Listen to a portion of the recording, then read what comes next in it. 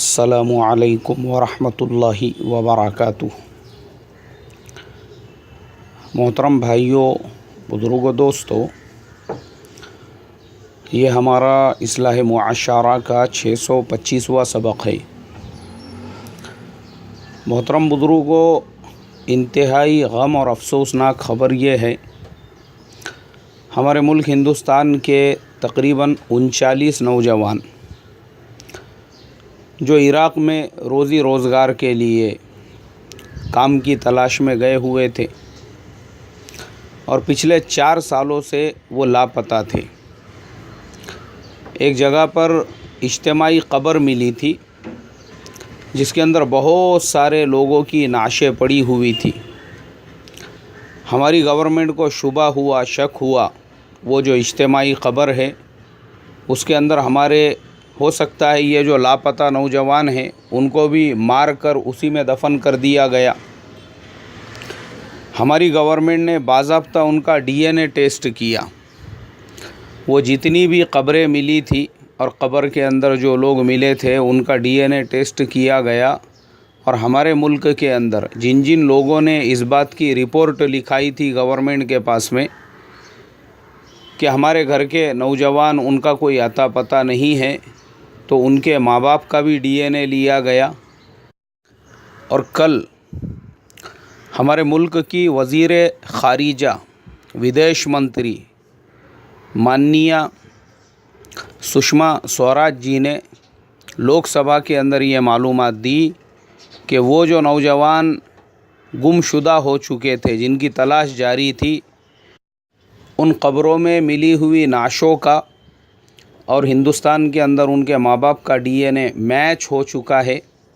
اس لیے اس بات کی تصدیق کی جاتی ہے کہ اب وہ نوجوان نہیں رہے۔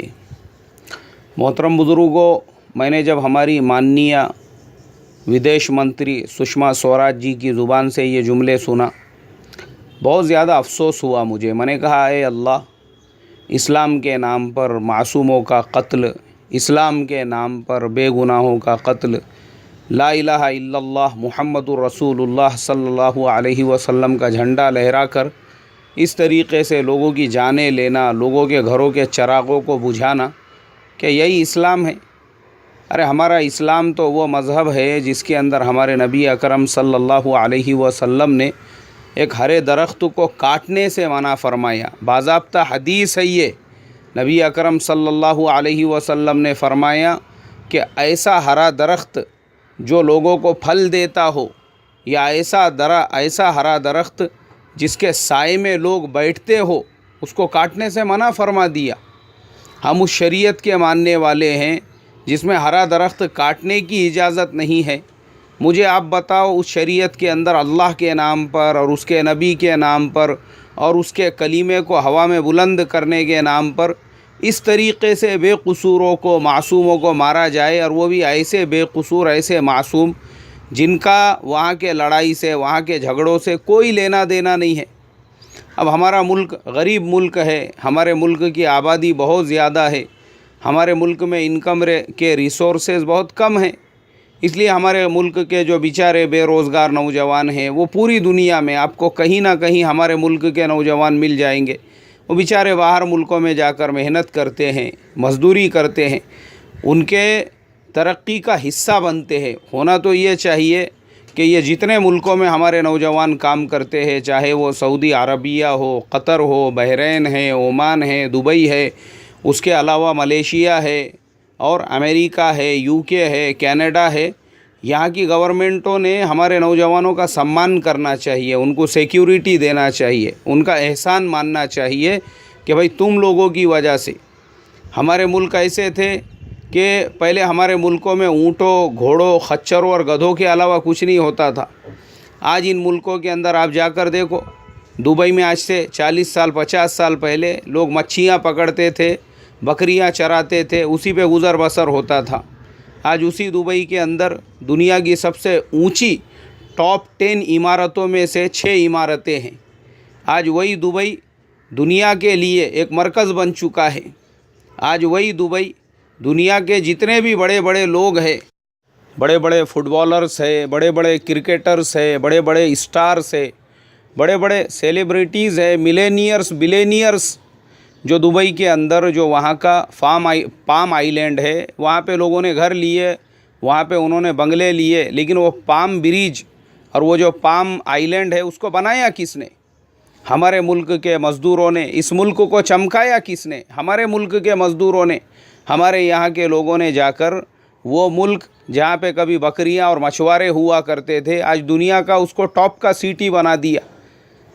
وہاں کی گورنمنٹوں نے احسان ماننا چاہیے، سیکیورٹی دینا چاہیے۔ قطر کے جیسا ملک، ابھی وہاں پہ فیفا ورلڈ کپ ہونے والا ہے، اکثریت وہاں پہ آپ کو ہمارے انڈین مزدوروں کی ملیں گی۔ تو ہمارا ملک غریب ہے، ہمارے لوگوں کی خاصیت ہے، ہمارے لوگ سب سے زیادہ ایماندار اور سب سے زیادہ محنت سے کام کرنے والے پوری دنیا میں اگر کہیں کے لوگ ہیں وہ ہمارے انڈیا کے لوگ ہیں۔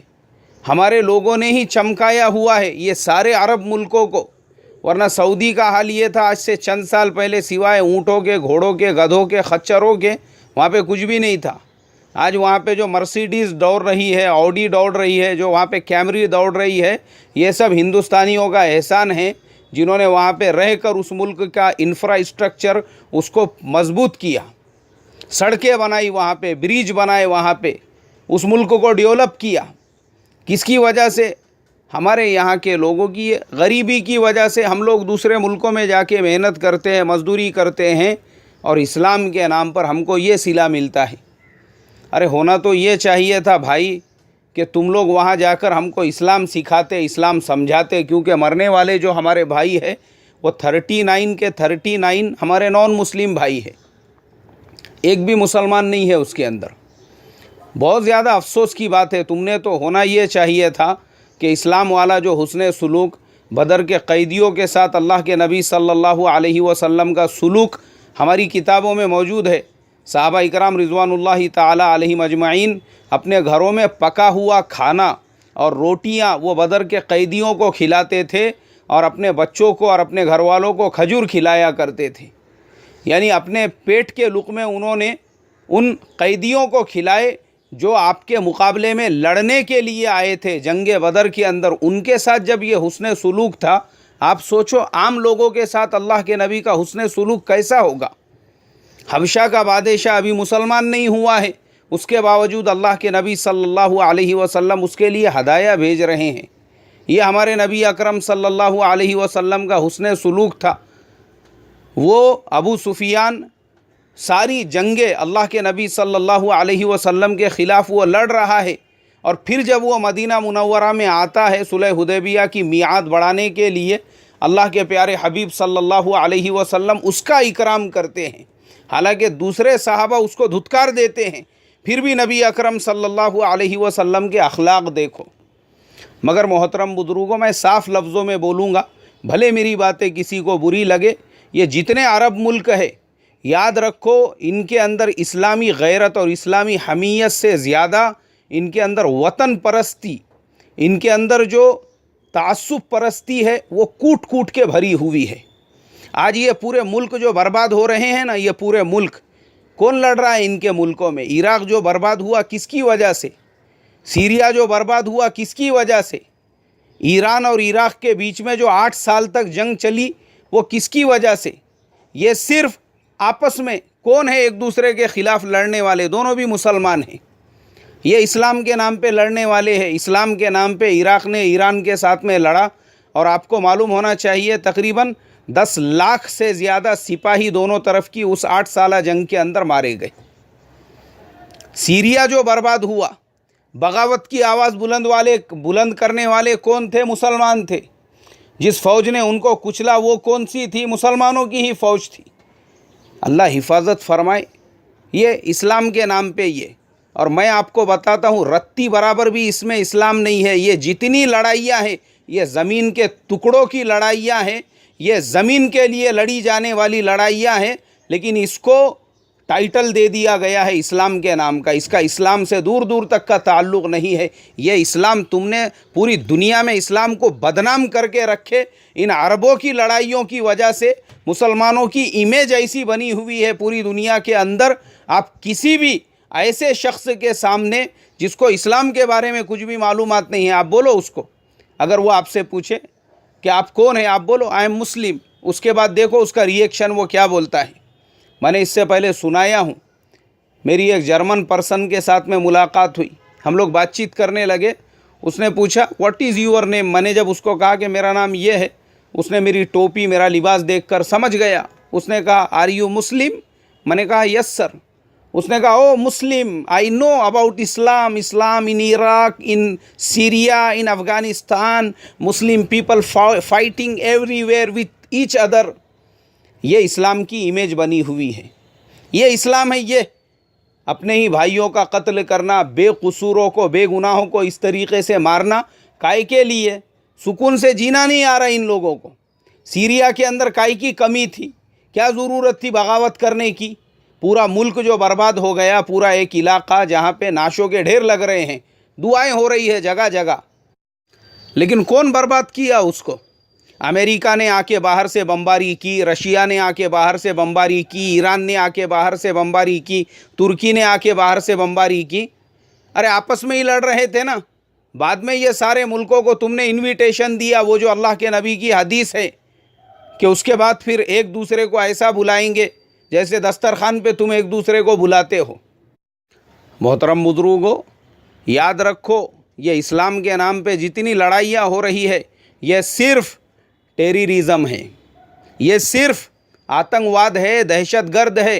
اس کے علاوہ کچھ نہیں ہے. اپنے نفس کے لیے، اپنی ذاتی لڑائیوں کے لیے، اپنے زمین کے ٹکڑوں کی لڑائیوں کے لیے تم اسلام کے جیسے پیسفل مذہب کا نام استعمال کرتے ہو. تم اللہ کے پیارے حبیب صلی اللہ علیہ وسلم کے کلمے کا نام استعمال کرتے ہو. لا الہ الا اللہ محمد الرسول اللہ کا جھنڈا لگاتے ہو. اللہ حفاظت فرمائے. محترم بزرگوں، پوری دنیا کے اندر اسلام کے نام پر، کلمے کے نام پر چلنے والی یہ لڑائیاں آتنکواد اور دہشت گردی کی لڑائیاں ہیں. یہ ISS آتنکوادیوں کا سب سے بڑا سنگھٹن، دہشت گردوں کا سب سے بڑا سنگھٹن. ان کا اسلام سے کوئی لینا دینا نہیں ہے. اسلام یہ سکھاتا ہے اس طریقے سے بے قصوروں کی جانیں لو. اس لیے محترم بزرگوں، میں آپ تمام لوگوں سے درخواست کروں گا، یہ اخبارات میں پڑھ کر، یہ ٹی وی چینلوں پہ دیکھ کر، یا ایسے تنظیموں کو یا ایسے تحریکوں کو خدا کے واسطے اسلامی اور مسلمانوں کی تحریک اور تنظیم مت سمجھو. اپنے بچوں کو بھی سمجھاؤ. آج جو ہمارے نوجوان گمراہ ہو رہے ہیں، ان کو لگتا ہے یہ ISS والے اسلام کا کام کر رہے ہیں، یا دوسری جو تنظیمیں لڑ رہی ہے. یاد رکھو، ان کا اسلام سے کوئی لینا دینا نہیں ہے. اس طریقے سے بے قصوروں کا یہ خون بہا رہے ہیں، بدنام کر رہے ہیں یہ اسلام کو بدنام. ان کی وجہ سے پوری دنیا میں اسلام اور ایمان بدنام ہو رہا ہے. مسلمانوں کی امیج خراب ہو رہی ہے ان کی وجہ سے.